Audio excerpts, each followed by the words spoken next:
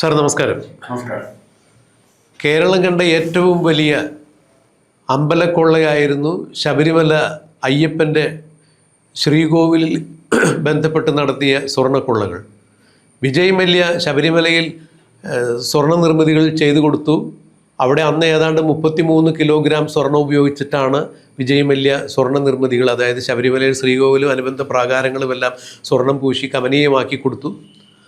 അവിടെ അന്ന് സ്വർണം പൂശിയ ആ നിർമ്മിതികളെല്ലാം, അതായത് ദ്വാരപാലക ശില്പങ്ങളും ശബരിമലയിലെ ശ്രീകോവിലിൻ്റെ ഉമ്മറ വാതിലും ആ ഉമ്മറ കട്ടിളപ്പടിയും അടക്കം അയ്യപ്പൻ്റെ യോഗദണ്ഡും രുദ്രാക്ഷവും അടക്കമുള്ള കാര്യങ്ങൾ അവിടെ അഴിമതിക്ക് വിധേയമാക്കിയ ആളുകളാവട്ടെ, സർക്കാർ നിയോഗിച്ച ദേവസ്വം ബോർഡിൻ്റെ പ്രസിഡൻറ്റും കമ്മീഷണറും അടക്കമുള്ള ദേവസ്വം ബോർഡിലെ ഉയർന്ന ഉദ്യോഗസ്ഥർ അടക്കമുള്ള ആളുകളാണ്. അവർ തന്നെയാണ് ഈ കഴിഞ്ഞ സർക്കാർ, പിണറായി വിജയൻ സർക്കാരിൻ്റെ ആഭ്യന്തര വകുപ്പിന് കീഴിലുള്ള SIT കുറ്റക്കാരെന്ന് കണ്ട് കേസ് രജിസ്റ്റർ ചെയ്തതും അറസ്റ്റ് ചെയ്ത് ജയിലിലിട്ടതും. ആ ശബരിമല സ്വർണ്ണക്കള്ള കേസിൽ 2ാം പ്രതിയായിരുന്ന മുരാരി ബാബു എന്ന് പറയുന്ന ദേവസ്വം എക്സിക്യൂട്ടീവ് ഓഫീസർ, അദ്ദേഹം കൃത്യമായി പറയുകയാണെങ്കിൽ ശബരിമല അയ്യപ്പനെ തൊട്ടു അതിൻ്റെ ഏതാണ്ട് 100ാം നാൾ അദ്ദേഹം രക്തം ഛർദ്ദിച്ചു മരിക്കുന്നൊരു കാഴ്ചയാണ് നമ്മൾ കാണുന്നത്. ഇതൊരു കാരണവശാലും ഒരു പകപോക്കലോടുകൂടി നമ്മൾ സംസാരിക്കുന്നതല്ല, യാഥാർത്ഥ്യമാണ് പറയുന്നത്. മുരാരി ബാബു ക്യാൻസറിൻ്റെ 4ാം സ്റ്റേജിലെത്തിയിരുന്നു. അദ്ദേഹം വളരെ വൈകിയാണ് അത് കണ്ടെത്തിയത് എന്ന് പറയുമ്പോൾ അദ്ദേഹത്തിൻ്റെ ദാരുണമായ അന്ത്യം സംഭവിച്ചിരിക്കുന്നു. ഇവിടെ വിശ്വാസി സമൂഹം ചൂണ്ടിക്കാണിക്കുന്നത് അയ്യപ്പന് തൊട്ട് കളിച്ചവരാരും തന്നെ, അതായത് ഭക്തഹിതത്തിന് അനുകൂലമല്ലാത്ത രീതിയിൽ അയ്യപ്പന് തൊട്ട് കളിച്ചവരെല്ലാവരും തന്നെ അദ്ദേഹത്തിൻ്റെ സ്വാമിയുടെ ശാപത്തിന് പാത്രീഭവിച്ചിട്ടുണ്ട് എന്നൊക്കെയാണ് വിശ്വാസി സമൂഹം പറയുന്നത്. അതാണ് മുരാരി ബാബുവിൻ്റെ ഇത്രത്തോളം ദാരുണമായ അന്ത്യത്തിന് വഴിവെച്ചത് എന്ന് പറയുന്നു. അതവിടെ നിൽക്കട്ടെ. മുരാരി ബാബു ശബരിമലയിൽ ഈ എക്സിക്യൂട്ടീവ് ഓഫീസറായി എത്തുന്നതിന് മുമ്പ് അദ്ദേഹത്തിൻ്റെ ചരിത്രം പരിശോധിക്കുകയാണെങ്കിൽ പെരുന്നയിലാണ് അദ്ദേഹത്തിൻ്റെ ജനനം. അദ്ദേഹം ഒരു സാധാരണ കുടുംബത്തിൽ ജനിക്കുന്നു. അവിടെ അദ്ദേഹത്തിൻ്റെ അച്ഛൻ ഒരു ചെറിയ ഒരു C ക്ലാസ് കട പോലെ എന്തോ ഒരു കട നടത്തിയിരുന്ന ഒരാളാണ് മുരാരി ബാബു. അദ്ദേഹത്തിൻ്റെ സ്കൂൾ വിദ്യാഭ്യാസത്തിന് ശേഷം അദ്ദേഹം പോലീസിൽ റിക്രൂട്ട്മെൻറ്റിന് പോകുന്നു. പോലീസിൽ നിയമനം കിട്ടുന്നു. അങ്ങനെ കണ്ണൂരിൽ പോലീസ് ട്രെയിനിങ്ങിന് പോകുന്നു. അവിടെ തന്നെ കോൺസ്റ്റബിളായിട്ട് അദ്ദേഹത്തിന് നിയമനം കിട്ടുന്നു. പക്ഷേ അധികകാലം അദ്ദേഹം അവിടെ നിൽക്കാതെ അവിടെ നിന്ന് പോരുന്നു. ഇത് 90കളിലാണ് എന്നുള്ളതാണ് എൻ്റെ ഒരു ഓർമ്മ. അതിനുശേഷമാണ് അദ്ദേഹം ദേവസ്വം ബോർഡിൻ്റെ വലിയൊരു ഉദ്യോഗസ്ഥനെ സ്വാധീനിച്ച് അദ്ദേഹത്തിൻ്റെ കാര്യക്കാരനായി ദേവസ്വത്തിലേക്ക് പ്രവേശിക്കുന്നത്. അങ്ങനെ ദേവസ്വം ബോർഡിൻ്റെ ഒരു പ്രമുഖൻ്റെ കാര്യക്കാരനായി കയറി വന്ന അദ്ദേഹം പിന്നീട് ഏറ്റുമാനൂർ ക്ഷേത്രത്തിലെ ദേവസ്വം ക്ലർക്കായി സ്ഥിര നിയമനം നേടുന്നു. അവിടെ മുതൽ ഇപ്പോൾ ശബരിമല വിവാദമായ സ്വർണ്ണക്കള്ള കേസ് വരെയുള്ള വിഷയങ്ങളിൽ മുരാരി ബാബു എന്നും വിവാദങ്ങളുടെ കൂട്ടുകാരനായിരുന്നു. വളരെ സാധാരണ നിലയിലുള്ളൊരു ചുറ്റുപാടിൽ ജനിച്ചു വളർന്ന മുരാരി ബാബു വളരെ പെട്ടെന്ന് തന്നെയാണ് ധനാഢ്യനായി മാറുന്നൊരു കാഴ്ച കണ്ടത്. അദ്ദേഹത്തിൻ്റെ തറവാട് വീടിരുന്ന സ്ഥലത്തെ ആ വീട് നിലനിന്ന സ്ഥലത്ത് പഴയ തറവാട് വീട്, സാമാന്യം ചെറിയൊരു വീട്, ആ വീട് ഇടിച്ചു നിരത്തി ഇപ്പോൾ മതിപ്പ് വില ഏതാണ്ട് 2 കോടി രൂപയോളം വില വരുന്നൊരു ആഡംബര മാളികയാണ് അദ്ദേഹം പണിതിരിക്കുന്നത്. ഇതിലെല്ലാം വിജിലൻസ് അന്വേഷണം അദ്ദേഹം നേരിടുന്നുണ്ട്. ഇത് ശബരിമല ക്ഷേത്രമടക്കമുള്ള ക്ഷേത്രങ്ങളിൽ അദ്ദേഹം ഇരുന്നപ്പോൾ ഉണ്ടാക്കിയ അനധികൃതമായ സ്വത്ത് സമ്പാദനത്തിലൂടെ നേടിയ ആ ധനം കൊണ്ട് തന്നെയാണ് നിർമ്മിച്ചത് എന്നുള്ളതാണ് കണ്ടെത്തിയിരിക്കുന്നത്. അല്ലെങ്കിൽ വിജിലൻസ് അന്വേഷണം ആ വഴിക്ക് പോകുന്നു. ഈ ഏറ്റുമാനൂർ ക്ഷേത്രത്തിലിരുന്നപ്പോൾ അവിടെ ഉണ്ടായ ഒരു തീപിടുത്തത്തെ തുടർന്ന് അവിടുത്തെ സ്വർണ്ണപ്രഭാ മണ്ഡലത്തിൽ അദ്ദേഹം നടത്തിയ ചില മരാമത്ത് പണികളെ ചൊല്ലിയുണ്ടായ വിവാദങ്ങൾ ഇപ്പോഴും നിൽക്കുന്നു. മാത്രമല്ല കോട്ടയത്ത് തിരുനക്കര ക്ഷേത്രവുമായി ബന്ധപ്പെട്ട് ഉത്സവത്തിന് ആന എഴുന്നള്ളിക്കുന്നത് ബന്ധപ്പെട്ട് ആനയെ പാട്ടത്തിലെടുക്കുന്നതുമായി ബന്ധപ്പെട്ട് ലക്ഷക്കണക്കിന് രൂപയുടെ തിരിമറി നടത്തിയതായി പറയപ്പെടുന്നു. ഏറ്റുമാനൂർ ഹരിപ്പാട് മാത്രമല്ല ഈ ക്ഷേത്രങ്ങളിലെ മരാമത്ത് പണികൾ ചെയ്യുന്നിടത്ത് തേക്ക് കൂപ്പിൽ നിന്ന് ലേലം ചെയ്ത് വാങ്ങിയതിൽ പോലും വലിയ വലിയ അഴിമതികൾ അദ്ദേഹത്തിൻ്റെ പേരിൽ ആരോപിക്കപ്പെട്ടിട്ടുണ്ട്. അദ്ദേഹമാണ് ഇന്നിപ്പോൾ ഈ കേസ് നിലനിൽക്കുമ്പോൾ തന്നെ ശബരിമല സ്വർണ്ണക്കൊള്ളയുമായി ബന്ധപ്പെട്ട് ഏതാണ്ട് അദ്ദേഹം മാസങ്ങളോളം തന്നെ ജയിലിൽ കിടന്ന ഒരാൾ കൂടിയാണ്. ഇപ്പോൾ ശബരിമല ശാസ്താവിനെ തൊട്ടുകളിച്ചവർക്കാർക്കും ശുഭാന്തി ഉണ്ടായിട്ടില്ല എന്ന് വിശ്വാസി സമൂഹം പറയുമ്പോൾ എങ്ങനെയാണ് സാർ ഇക്കാര്യത്തെ നോക്കിക്കാണുന്നത്? അദ്ദേഹം എന്ന് പറയുന്നതിനേക്കാൾ നല്ലതായിട്ട് അദ്ദേഹത്തിന് ബഹുജനം എനിക്കറിയില്ല. താങ്കൾ കഴിയാത്തതായിരുന്നു അദ്ദേഹങ്ങൾ എന്ന് പറയാമോ? അങ്ങനെ കുറെ അദ്ദേഹങ്ങൾ ഒത്തുചേർന്ന് നടത്തിയ ഒരു കൊള്ളയാണ്. കുറെ അദ്ദേഹങ്ങൾ എന്ന് പറയുന്നത് ഇങ്ങനെ എത്തിപ്പെട്ട ഇങ്ങനെ സ്വാധീനം വർദ്ധിക്കുന്നത് പെരുന്നയിലെ NSS കരയോഗത്തിന്റെ ഭാരവാഹിയാകുമ്പോഴാണ് ഒരനുഭവം. അവിടെ തൊട്ട് ഇയാൾക്ക് സ്വാധീനം എന്ന് പറയുന്നത് വെച്ചിരിക്കറ്റാണ്. കാരണം സുകുമാരൻ നായരോ അല്ലെങ്കിൽ അതിന് മുമ്പുള്ള NSSന്റെ ഭരണാധികാരികളുടെയൊക്കെ നല്ല ബന്ധമുണ്ടാവും. ആ ബന്ധം ഇവിടുത്തെ രാഷ്ട്രീയ നേതൃത്വത്തെ സ്വാധീനിക്കാൻ ഉപയോഗിക്കും. ഇദ്ദേഹത്തിന് വേണ്ട പോസ്റ്റിങ്, വേണ്ട പോസ്റ്റിങ് മാത്രം കിട്ടിയാൽ പോരാ, ഇങ്ങൾക്ക് വിശ്വസിക്കാൻ പറ്റുന്ന ജീവനക്കാരെ അവിടെ കിട്ടണം. ഈ രണ്ട് കാര്യത്തിലും ഇദ്ദേഹം സക്സസ്ഫുൾ ആയി. പിന്നെ ഒന്നും മറക്കരുത്, VD സതീശനാണെങ്കിലും രമേശ് ചെന്നിത്തലയിലാണെങ്കിലും KC വേണുപോലെ മറക്കാൻ പാടില്ലാത്ത കാര്യം, സുകുമാരൻ നായരും സുകുമാരൻ നായരല്ല നിങ്ങളെ ജയിപ്പിച്ചത് മുരാരി ബാബുമാരാണ്. ഈ മുരാരി ബാബുമാരെ അവരെ രക്ഷപ്പെടാൻ അനുവദിക്കുക വഴി അല്ല ആ കേസ് ഇപ്പൊ എവിടെ ഇരിക്കുന്നുണ്ട് നമ്മൾ കണ്ടിട്ട് ഇവര് സംഭവമാണ്. മതത്തെ എന്തെല്ലാം രീതിയിൽ പിണറായി വിജയനോട് എതിർപ്പുണ്ടായിരുന്നെങ്കിൽ പോലും മതപരമായ ഇഷ്യൂസിൽ തൊട്ട് കളിച്ചപ്പോൾ മാത്രമാണ് അത് ജനങ്ങളുടെ എതിർപ്പൊരു സുനാമിയായിട്ട് മാറുന്നത്. കഴിഞ്ഞ പ്രാവശ്യത്തെ പാർലമെന്റ് ഇലക്ഷൻ നമ്മൾ കണ്ടതാണ്. യുവജന പ്രവേശനം പിന്നെ രണ്ടാമത് കണ്ടു.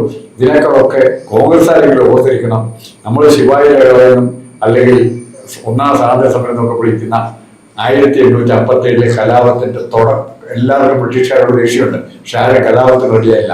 കലാപത്തിന് റെഡിയായത് തോക്കിന്റെ പാർട്ടിയിൽ പന്നിയുടെ കുരുപ്പ് ഉപയോഗിച്ച്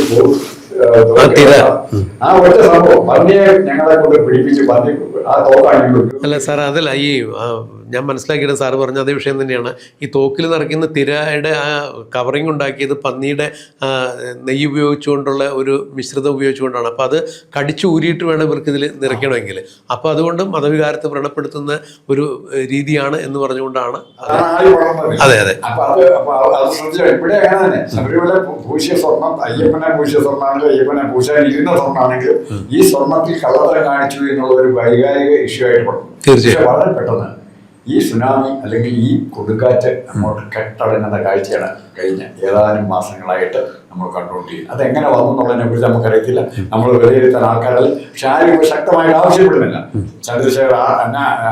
രാജീവ് ചന്ദ്രശേഖർ RC എന്ന് പറഞ്ഞാൽ രാജീവ് ചന്ദ്രശേഖരമാണ്. രാജീവ് ചന്ദ്രശേഖർ മൗനം, രമേശ് ചെന്നിത്തല മൗനം, VD സതീശൻ ഇടയ്ക്കൊക്കെ പറയുന്നു എന്നുള്ള അതിനപ്പുറത്തേക്ക് പോകുന്നില്ല. എല്ലാം ഒരു ഹൈക്കോടതിയിൽ ഒരു ജഡ്ജിയെ വെച്ച് അല്ലെങ്കിൽ 2 ജഡ്ജിമാരെ വെച്ച് ഡിവിഷൻ ബെഞ്ച് വെച്ച് ദേവസ്വം ബെഞ്ച് എന്നുള്ള ബെഞ്ചുണ്ടാക്കി അവരുടെ തീരുമാനത്തിന് വിട്ടുകൊടുത്ത് അവരെ ഒരു ലോകാവസാനത്തേക്കും അന്വേഷിക്കാൻ തീർച്ചയായും അവരുടെ ഉദ്യോഗസ്ഥന്മാരെ അന്വേഷിക്കാൻ ചുമതലപ്പെടുത്തി ആണ് ഈ പ്രശ്നം വഷളാക്കിയത്. ഇപ്പൊ മുരാരി ബാബുവിന്റെ മരണം എന്ന് പറയുന്നത് നമുക്ക് തമാശയായിട്ട് തോന്നാം, പക്ഷേ ചില സംഭവങ്ങൾ യാദൃശ്ചികമായിരിക്കാം. എന്നാൽ പോലും ആ യാദൃശ്ചിക സംഭവങ്ങൾ നമ്മളെ പല പാഠങ്ങളും പഠിക്കാറുണ്ട്. ഇപ്പം ഒരു അണക്കെട്ട് കെട്ടിയ വെള്ളപ്പുര നാളെ പൊട്ടുമെന്ന് ചോദിച്ചാൽ പൊട്ടിയാണ്, പക്ഷെ വേണേ പൊട്ടാം.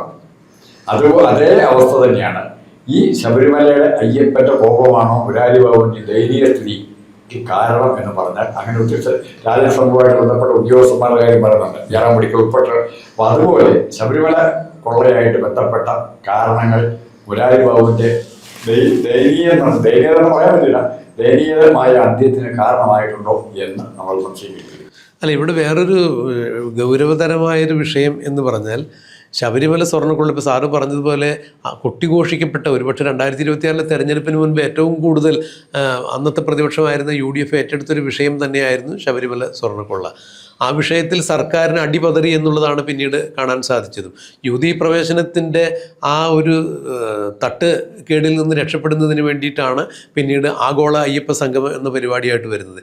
ആഗോള അയ്യപ്പ സംഗമം എന്ന പരിപാടിയിലേക്ക് സർക്കാർ വിഭാവനം ചെയ്തു വരുമ്പോൾ വെള്ളാപ്പള്ളി നടേശൻ്റെ സാന്നിധ്യം വരുന്നു, അതുപോലെ യോഗി ആദിത്യനാഥിൻ്റെ ആശംസ അതിൽ വായിക്കപ്പെടുന്നു. ഇതൊന്നും മതനിരപേക്ഷമായ കമ്മ്യൂണിസ്റ്റ് സർക്കാരിൻ്റെ നയങ്ങളെ അല്ല എന്ന് പിന്നീട് ഈ പ്രസ്ഥാനത്തിൻ്റെ ദയനീയമായ തോൽവിക്ക് ശേഷം നടത്തിയ അവലോകന യോഗങ്ങളിലെല്ലാം പറയപ്പെടുന്നു. അപ്പോഴും തെരഞ്ഞെടുപ്പിന് മുമ്പ് ഇതൊന്നും മനസ്സിലാക്കാൻ ഈ ആളുകൾക്ക് സാധിച്ചില്ലേ, അല്ലെങ്കിൽ ചോദ്യം ചെയ്യാൻ പറ്റിയില്ലേ, നേതൃത്വത്തെ ചൂണ്ടിക്കാണിച്ചില്ലേ എന്നുള്ളത് വലിയ വിഷയം തന്നെയാണ്. ഇവിടെ പറഞ്ഞു വരുമ്പോൾ ഈ ആഗോള അയ്യപ്പ സംഗമം യുവതീ പ്രവേശനത്തിൽ നിന്ന് രക്ഷപ്പെടാൻ വേണ്ടി ഇടതുപക്ഷ സർക്കാർ നടത്തുമ്പോൾ അവിടെ മുതൽ ഈ വിശ്വാസികൾ പറയുന്നത് പോലെ അയ്യപ്പൻ്റെ അദൃശ്യ സാന്നിധ്യം കാണുന്നു. ഒരാവശ്യമില്ലാതെ ഉണ്ണികൃഷ്ണൻ പോറ്റി അവിടെ വന്ന് ഒരു താങ്ങുപീഠം, ദ്വാരപാലക ശില്പങ്ങളുടെ താങ്ങുപീഠം കാണാനില്ല എന്ന് പറയുന്ന ആ ഒറ്റ മൊഴിയുടെ അടിസ്ഥാനത്തിൽ തപ്പിച്ചെന്നാണ് ശബരിമലയിൽ ഇന്ന് കാണുന്ന തരത്തിലുള്ള എല്ലാ സ്വർണ്ണക്കൊള്ളയും പുറത്തു വന്നത്.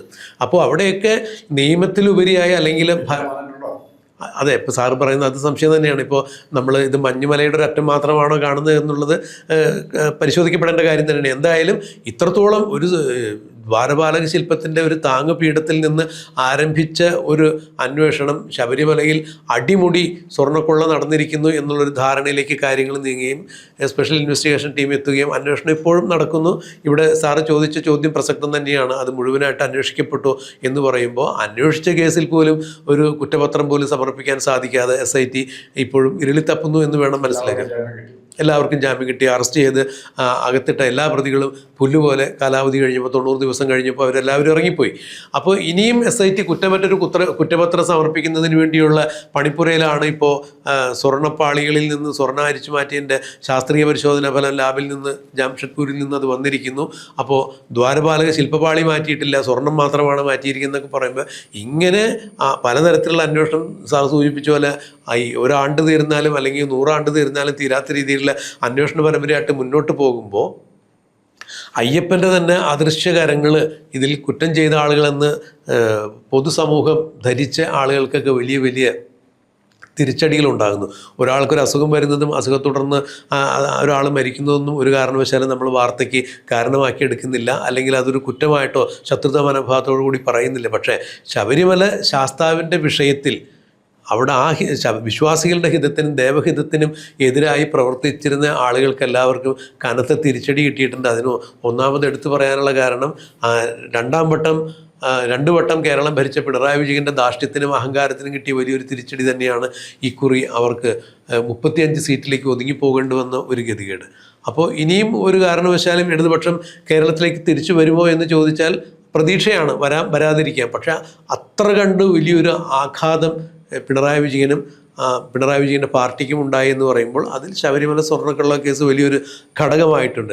ആ ശബരിമല സ്വർണ്ണക്കള്ള കേസ് ചൂണ്ടി അധികാരത്തിൽ വന്ന് വി ഡി സതീശൻ സർക്കാർ ഇപ്പോഴും നേരത്തെ സാറ് പറഞ്ഞ പോലെ ഇക്കാര്യങ്ങൾ കാര്യക്ഷമമായി അന്വേഷിക്കുന്നുണ്ടോ, ഈ കേസ് ശബരിമല സ്വർണ്ണക്കള്ള കേസ് എവിടെ നിൽക്കുന്നു എന്നുള്ളത് വിശ്വാസി സമൂഹത്തിൻ്റെ ഒരു ചോദ്യം തന്നെയാണ്.